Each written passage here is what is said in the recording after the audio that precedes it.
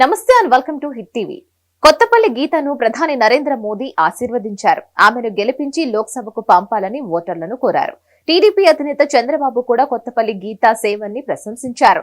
మోదీ అనకాపల్లి పర్యటనలో సోమవారం ఈ అరుదైన సంఘటన చోటు చేసుకుంది. అనకాపల్లి జిల్లాలో జరిగిన ప్రధాని మోదీ ఎన్నికల ప్రచార సభలో అరకు పార్లమెంట్ బీజేపీ కూటమి అభ్యర్థి కొత్తపల్లి గీతకు ప్రత్యేక గుర్తింపు లభించింది.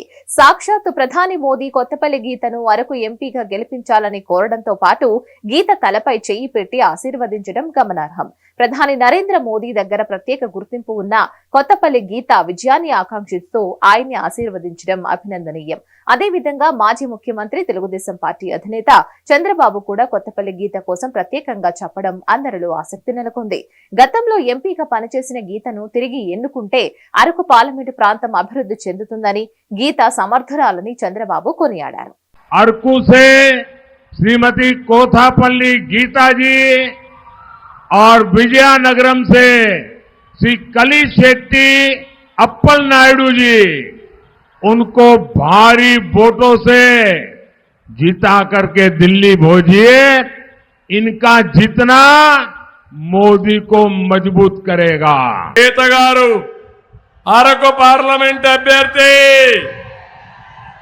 ఇప్పటికే ఒకసారి పార్లమెంట్ మెంబర్గా పనిచేశారు. అనుభవం ఉంది, అందరితో పరిచయాలున్నాయి, చొరవ ఉంది. నరేంద్ర మోడీ గారి నాయకత్వంలో ఆ రోజు నేను అరకు కాఫీ బ్రాండ్ కూడా ప్రపంచం మొత్తం తీసుకెళ్ళాం. అక్కడ వనరులున్నాయి, సమస్యలున్నాయి. సమస్యలను పరిష్కరించి, వనరులు సమీకరించి గిరిజనులు పైకి తీసుకొచ్చే సత్తా మన గీత గారికి ఉంది. ఆవిడ్ని గట్టిగా ఆశీర్వదించండి. గెలుస్తున్నారు, నాకు అనుమానం లేదు. ఇలాంటి వ్యక్తులు వస్తే ఆ ప్రాంత అభివృద్ధి సాధ్యం. అది వారి ద్వారా చేపిస్తాం. అటు కేంద్రం, ఇటు తెలుగుదేశం భరోసా ఇస్తున్నాం.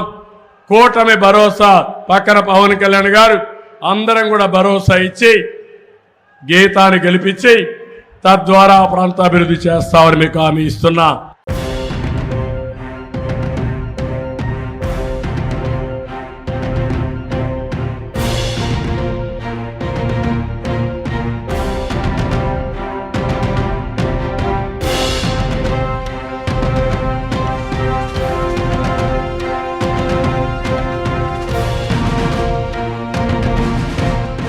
మరిన్ని అప్డేట్స్ కోసం stay tune to hit TV.